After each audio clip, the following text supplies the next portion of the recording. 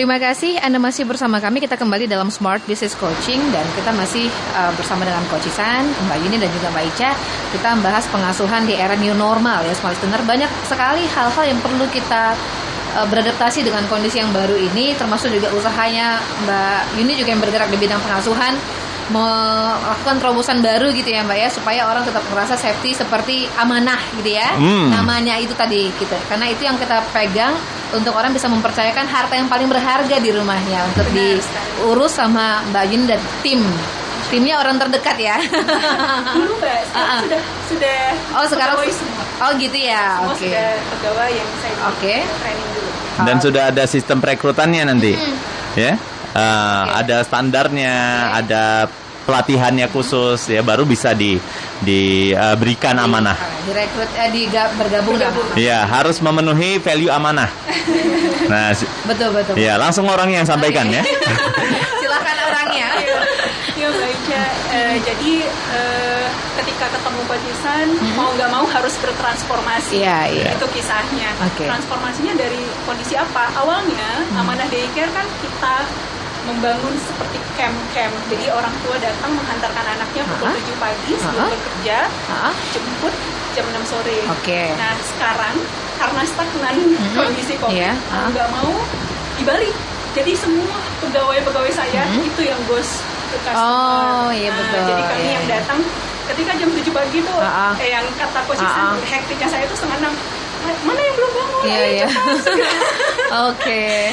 Tapi saya sekarang sudah didukung manajemen level. Coach Ihsan sudah memberikan sebuah sistem yang membuat saya bisa lebih aman. Jadi ada divisi SDM yang akan memantau adik-adik yang belum pergi, yang belum bergegas, yang ada kendala apapun. Yang pasti semua harus tepat berada di customer jam 7 pagi. Jadi tidak terlambat. Betul. Ibu-ibu yang sudah banyak tidak WFH lagi lah ya. Atau walaupun WFH sebagian sudah berjalan. Nah, dari keadaan itu, dalam keadaan transformasi itu, maka yang paling penting seperti Coach Ihsan bilang tadi, menetapkan visi. Visi kami di Amanah Daycare bagaimana menjadi mitra terbaik orang tua, sehingga mewujudkan anak berkarakter sesuai harapan orang tua dalam proses metode pengasuhan amanah. Metode pengasuhan amanah itu bagaimana? Sebenarnya dari kata amanah itu juga Mbak, harus dalam keadaan aman. Jadi ketika semua tim saya datang ke rumah, dia harus memastikan proses pengasuhannya safety fisik anak, safety psikis anak. Jadi jangan ada bahasa dibentak anak, bahasa keras, kuat, atau malah anak menjadi tidak disiplin, terlalu lembut. Itu memang menjadi catatan-catatan kami dengan kata A yang pertama, amanah, aman. Nah kemudian kami juga siap menjadi mitra terbaik dengan sistem amanah ini. Artinya semua tim direkrut dengan level yang juga di olahan coaching sama Coach Ihsan. Saya harus membuat sebuah tahapan proses sehingga kami semua, saya bukan hanya saya pribadi, tapi terduplikasi ke tim siap menjadi mitra terbaik. Nah itu kata-kata dari M yang kedua. Selanjutnya kami siap menjadi bagian keluarga yang adaptif dan accountable. Artinya semua proses di rumah nggak canggung-canggung nih, nggak mesti harus banyak disuruh, tapi berinisiatif, dan kami akan buat report apa yang berjalan dengan anak, apa yang terjadi dengan anak. Semua sistemnya ada secara harian.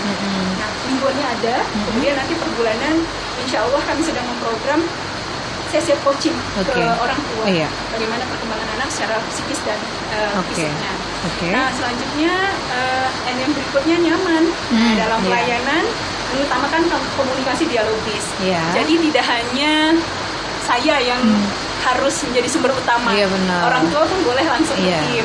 Atau kira-kira memang tidak sempat ke timnya, kalau mau mengkoreksi ke tim langsung yang ada di rumah, ada service level orang keduanya saya yang bisa tempat curhat istilahnya, komplain atau curhat. Nah berikutnya kami juga akan siap altruis dan futuristic system. Artinya bahwa apa yang ada di kami ini akan kami simpan atau kami hendakkan menjadi sebuah kisah yang akan kami bukukan. Kemudian kami akan sebarkan ke semua masyarakat yang membutuhkan. Silahkan kalau memang mau adopt. Mudah-mudahan di Desember ya Coach. Amin. Weh, keren banget. Keren banget. Ya. Dan juga nih yang terus setiap hari udah lagi ngapain, apa yang dibuat. Wow. Yes. Baru yang terakhir tetap dengan target kata humanis. Oke. Artinya semua tim kita dalam kapasitas mampu memanusiakan manusia. Iya. Itu mungkin di tingkat dasar. Nah, rekrutmen sama seperti manfaat coaching mungkin bagi entrepreneur lain yang sudah lebih dulu pada Coachisan, yang saya rasakan bahwa saya dapat mencari bibit unggul tim yang sangat terbaik. Yang pertama memang keyakinan terhadap aspek ketuhanan, religiusnya itu tersaring dengan baik. Kemudian saya punya sistem satu yang mungkin agak unik nih Mbak, dan yang belum ada di daycare lain. Kita mengasuh dengan berbasis Stephen.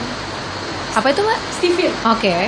Stephen adalah sebuah pola untuk membaca potensi genetik anak. Oh iya. Nah jadi tim dan anak semuanya kita tes dulu. Kita tes dulu. Harapannya ke depan orang tua juga begitu. Jadi kita bisa tahu orang tua sebenarnya mindset pikirnya seperti apa sehingga kita bisa enjoy melakukan pengasuhan terhadap anak. Benar. Nah, tapi memang sekarang masih tim dan anak. Ketika tim dan anak kita tes, kita tahu potensinya, maka kita lakukan elaborate. Jadi saya bisa mengarahkan untuk anak yang ini potensinya A, kamu lakukan A ya, fokus di hari tertentu. Jadi ada hari-hari kami bagi. Hari Senin temanya ada, hari Selasa ada, Rabu ada, Kamis ada, Jumat juga ada, Sabtu Minggu juga ada. Maka semuanya tinggal enak nih. Untuk anak dengan tipe S misalnya, fokus di hari Senin ya. Semua yang saya telepon tuh khusus untuk hari Senin. Apa yang sudah dilakukan untuk anak yang S? Gimana? Perkembangannya apa? Perkembangannya apa? Kemudian mereka akan buat reportnya, termasuk laporan foto dan video hari itu berjalannya seperti apa. Mungkin itu nanti akan jadi bahan saya untuk membuat dalam sebuah program yang lebih baik. Kemudian coaching juga dengan orang tua, dan terakhir sama Coachisan nih, apa yang bisa dibuat jadi daya ledak dengan keadaan-keadaan ini. Mudah-mudahan. Ini lagi mual-mual, tinggal melahirkan. Ide kreatifnya lagi udah disusun udah dikandung tuh, tinggal planningnya dibuat terkontrol, tersistem, terstruktur, konsisten, ya kan, sehingga target beliau nanti di akhir tahun itu bisa tercapai. Gitu. Oke, ini mungkin ke Bu Yuni lagi. Ini kan yang mau kita, kalau bisnis kan jelas itu mungkin yang memang sumber daya ada tim gitu ya. Tapi kan targetnya jelas. Ini kan anak nih, yang targetnya itu mungkin nilai ya dari anak kan gitu ya Mbak ya. Bagaimana caranya mempercaya orang tua percaya gitu untuk menitipkan anaknya. Pasti ini tentunya dengan nilai yang dipegang tadi, dan terutama ini Mbak, bagaimana sih membangun tim supaya punya nilai sama dengan Mbak Yuni? Itu yang paling penting kan ya? Iya, harus kasih tahu. Kasih tahu dong. Jadi tapi sebelum dan sesudah deh kasih taunya. Jadi biar lebih menarik. Jadi di sini untold story-nya kebuka. Iya benar. Karena sebelumnya di awal-awal Mbak Yuni pakai paket orang dekat ya, kenapa ya? Kita sampai profesional gitu ya. Benar-benar dilatih itu seperti apa Mbak? Jadi pertama bicara rekrutmen. Awalnya sepupu ya Mbak, sepupu atau siapapun keluarga terdekat. Ternyata memang ada kendala secara teknis di situ. Ketika saya harus mengevaluasi, nggak nyaman, nggak tega. Nanti gimana hubungan kita ya? Hubungan kita keluarga besar jadi bicara apa gitu. Akhirnya untuk yang keluarga-keluarga ini satu persatu saya mulai dorong mereka mencari bentukan bisnis baru. Ada beberapa yang mulai dari jual produk, bahkan akhirnya bisa masuk ke bank ya. Jadi marketing leader di bank itu juga saya duplikasi ketika dia mampu jadi supervisor. Lanjut ke tim baru nih.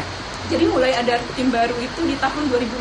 1 tahun saja saya menggunakan tenaga keluarga gitu. Di tahun 2016 sudah benar-benar profesional. Pertama kali itu tadi saya lakukan wawancara. Ngobrol dari hati ke hati. Kemudian bahwa yang kita lakukan ini adalah sebuah tanggung jawab ketuhanan juga, bukan hanya kepada saya sebagai pelaku bisnisnya atau pemangku kebijakan dari semuanya, tapi juga kepada Allah yang bisa memberikan banyak hal mungkin lebih pada kita ke depannya. Nah, awalnya memang tanpa catatan apapun, tanpa tools apapun, benar-benar direkrut berdasarkan insting. Kalau misalnya saya nengok feelingnya enak mau masuk nih, makanya mandangnya begini gitu kan. Orangnya kira-kira nggak tajam bahasanya, santun gitu ya Mbak. Oke. Nah sekarang ternyata berubah. Coach juga memberikan guidance bahwa bukan begitu, untuk bisa bertahan terus. Yang pertama memang mendesain dari lamaran. Kalau dulu saya nggak mempergunakan lamaran, karena merasa mencari tim saja sudah sangat sulit. Jadi bertahannya bisnis ini saya tahu dari tim kerja. Kalau tidak ada tim, mungkin saya tidak bertahan hidup. Tapi ternyata tidak. Value yang dikedepankan sama coach. Jadi ada value, ada kerangka kerja, ada Mbak Ica Mbak ini boleh masih lagi ada kerangka kerja, kemudian ada daily activity yang benar-benar sangat tersistem, membuat ternyata tim lebih mudah didapat. Akhirnya di awal semua harus buat lamaran kerja kembali. Di lamaran kerja tersebut, coach mengguidance supaya saya benar-benar dapatkan fokus level dari tim. Betul. Mau berapa lama bertahan sama saya, mau berapa lama dengan amanah. Ketika kamu memang siap menjadi tim amanah, ya amanah. Betul. Nilainya ini sanggup nggak? Itu semua dituangkan di lamaran. Nah setelah selesai dengan value dengan penjabaran itu, maka saya pun training. Nah, trainingnya diawali dengan mereka tes TVIM yang tadi kemampuan tadi dasar sehingga saya bisa tahu, ini personalnya kira-kira identitasnya begini. Ditambah juga sama coach, ada beberapa tes terhadap money type, kemudian apalagi ya coach, leadership style, cara bagaimana bekerja gitu terhadap tim, tanggung jawab. Dan semua itu dikemas jadi satu dengan guidance dari Coach Isan.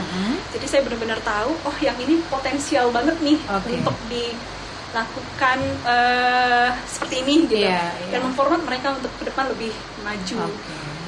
Dan saya pun tahu bahwa untuk person yang ini mereka punya mimpi apa. Nah jadi komitmen kami antar mimpi pribadi dan mimpi mereka itu yang membuat akhirnya saya yakin bahwa diri saya terduplikasi di mereka. Paling tidak dengan komitmen 1 tahun atau 2 tahun, minimal 1 tahun. Good ya. Kalau dulu kan pelaku usaha kan itu pakai insting intuisi dia. Seperti Mbak Yuni sampaikan tadi. Begitu. Lihat matanya gimana gitu ya. Adem dah gitu ya. Lalu kulamar kau dengan bismillah gitu. Dah cukup. Ternyata sekarang nggak cukup. Harus ada komitmen toolsnya. Supaya terukur mungkin ya Coach Yes, kita gampang mengevaluasinya ya. Benar-benar karena memang yang Mbak Yuni juga waktu kita kemarin itu sesi, bener ya Coach ya. Karena para pekerja umumnya yang ditemukan di lapangan adalah siap didik gitu, belum tentu siap kerja. Betul. Nah, maka penting untuk bagaimana kita membantu mereka untuk bisa siap bekerja gitu. Nah, sementara untuk belajar di sekolah dari SD, SMP, SMA itu orang tua harus membayar kan, mau kuliah bayar gitu ya. Nah di tempat mereka bekerja, mereka kan nggak bayar sesuatu, apalagi yang mereka bisa bayar kecuali komitmen. Yang kedua mungkin komitmen pelakunya ya Coach, bahwa mereka punya mimpi pribadi yang juga harus kita bantu. Benar, itu dia nilainya Mbak. Yes. Mereka ngerasa punya feedback kita juga diuntungkan, kita juga dimanusiakan di sini. Benar. Ternyata bukan cuma mimpinya Mbak Yuni, mimpinya kita juga dipertimbangkan. Sama-sama, benar. Ketika 1 tahun misalnya, Kak, saya sebenarnya hanya menjadikan amanah dekat jembatan. Gak ada masalah. Tapi ternyata setelah 1 tahun masih di kita juga. Nyaman terakhir. Ternyata jembatan aja deh. Ada lagunya tuh. Tak perlulah lagi keliling dunia, ya kan? Malah minta Kak buka cabang di sana, saya yang pegang. Ekspansi ya, Insyaallah. Oke, kita masih ada 1 segmen lagi ya. Yes. Di segmen terakhir kami masih akan kembali untuk Anda, semua listener, maka pastikan Anda tetap bersama kami.